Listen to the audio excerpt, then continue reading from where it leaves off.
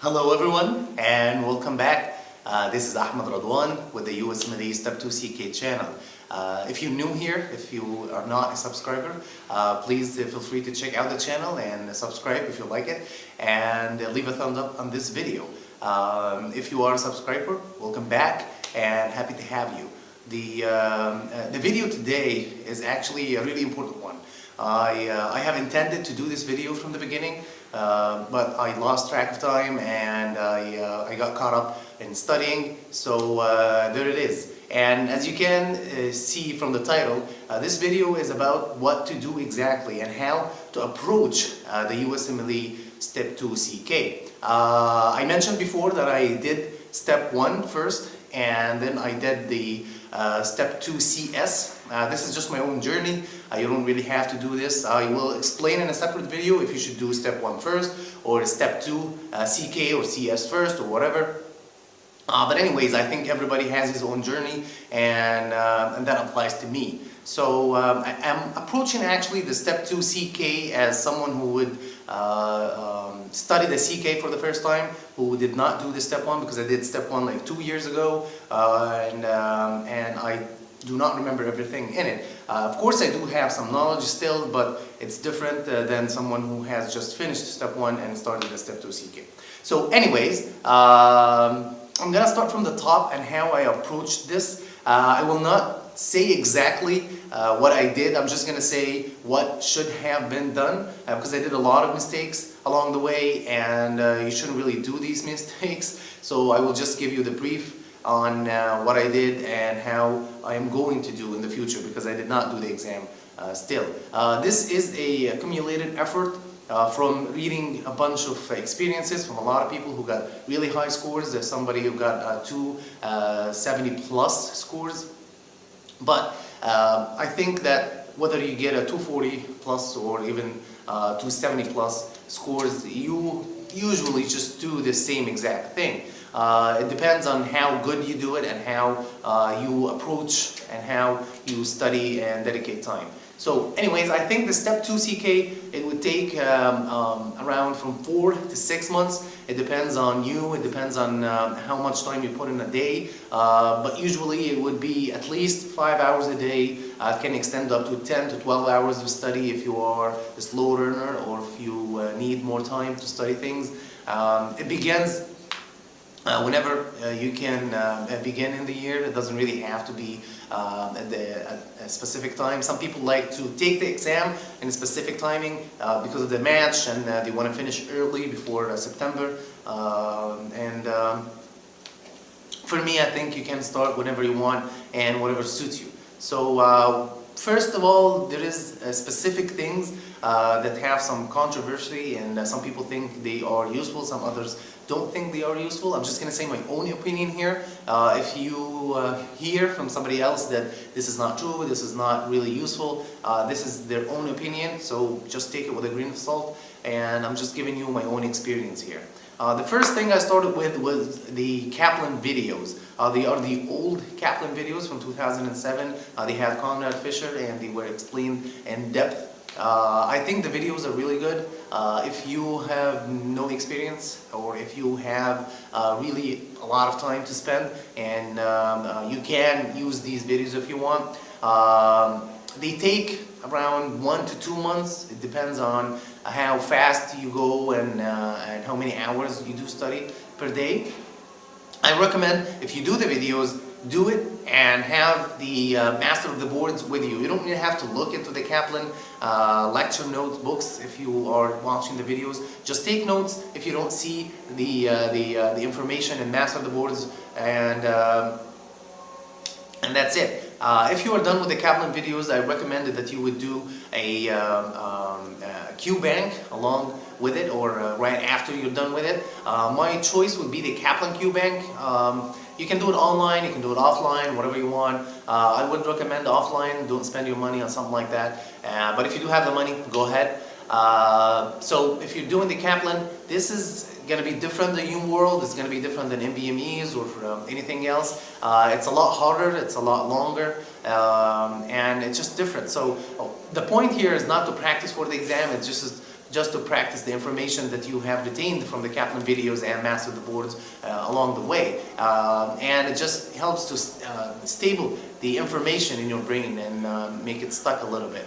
Also, there are some extra information that you would find in the QBank.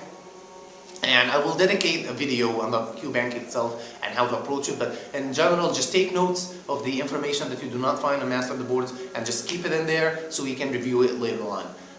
And after you're done with the Kaplan QBank, I think you should start with the Usmle World.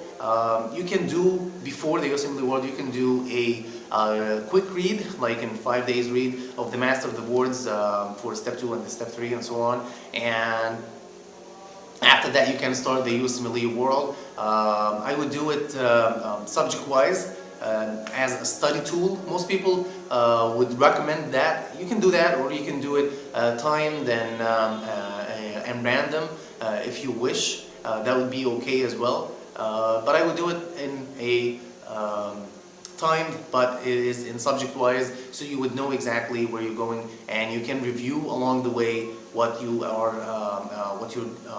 doing. The most important part here, actually, about the Usmle World is to approach it as a learning tool. This is very important. It's important to get actual good results, and from the first time to get around 70% correct. This is really amazing, so it would help you to see that you are going well and everything. But if you do not get good scores from the beginning, please do not get discouraged. This is really important. It's a learning tool, it's not an assessment tool. And after you're done for the first time with the Usmle World, I'm going to, and that's something I'm going to do, I didn't really do it yet, as I'm still finishing studying. I'm going to do the Usmle World and then do the self-assessment test, the Usmle World self-assessment test, to see exactly where I am.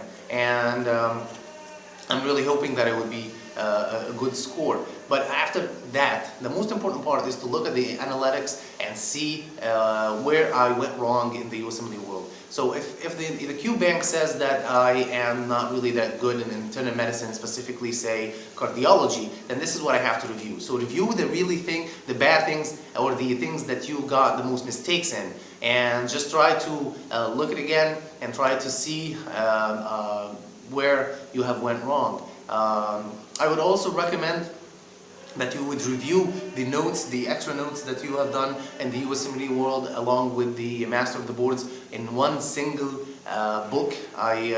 Some people would like to take notes outside of the book and then just review it separately and then review the book. I like to keep things together. I don't like to have two separate sources for the same thing. And that's just the basic. This is pretty much the basic things to do here. And after you're done with reviewing the subjects that you are deficient in, or the things that you got lowest score in, I would do another self-assessment again, and that would give me a better idea of how my score is. This ideally would be 2 weeks from the exam to a month, maybe. And if you are okay with your score at that point, I would go again and just review things and do the Usmle consult maybe, and some extra questions like the MBMEs and so on. But what I said right now is the basic, the really minimum that you should do, and that's it. Extra information here, or extra things that you can do. You can have extra sources if you would like. You can have any book if you want. You can, as long as it have up-to-date information and so on. And speaking of up-to-date, I would recommend that you would get a subscription for up-to-date, or at least you would get a up-to-date offline. I'm gonna dedicate a video for up-to-date offline and how to get it and so on in the next videos. Also, there are a bunch of other things that could be alternative, like Medscape, daily rounds. You can use those applications, websites, and so on. And this is really important because you're not going to find anything. Everything is in Master of the Boards or Your World. So those are good sites for guidelines and information and so on to help you along the way. And that's it. That's just my basic plan and how to approach the Usmle Step 2 CK. I know it's not perfect. I know it's not that amazing or anything, but this is just the basics. If I update it and do things differently, I would definitely let you know. Of course, at any time you can add more questions, you can answer more questions. Some people use the Usmle RX. This is the first 8 people to do it, and it's okay, it's great as well. And some people would do I don't know, just a bunch of Q banks that they can get their hands on. That's great. The more questions you do, the more you can do on the exam. Just remember that you would use reliable questions, questions that resemble the exam, questions that would help you understand information, not just questions in general or really bad questions. That's not going to help. So yeah, that's been it. I really hope that I made myself clear. I'm going to try my best to do more videos on the plan that I'm going through. I'm gonna divide it into really small videos to tell you how I'm going and what I'm doing next. The Q banks that I mentioned, I will do a review after I'm done with it. The Kaplan Q bank, the Usmle World. I'm gonna try to say what my mistakes are, what the things that work best for me. So please let me know in the comments below what is your plan. If you think one of the things that I'm doing is wrong or I need to change it, or if you have a suggestion, please let me know. That's going to help me a lot, and probably is going to help a lot of other people who are watching or somebody who is following. That's going to be great, and that's been it. Just a disclaimer when it comes to resources. When I say master the boards, I mean master the boards step 2 for Conrad Fisher. This is for internal medicine only, and everything else except internal medicine I use the Conrad Fisher book, but for the Usmle step 3. These are the resources that I use for studying. Thank you for watching. I really hope that you are studying well and you have benefited from this video. Please give a thumbs up if you like what I have done here, and subscribe to the channel. Thank you very much, and I'll see you in the next one. Alright, bye.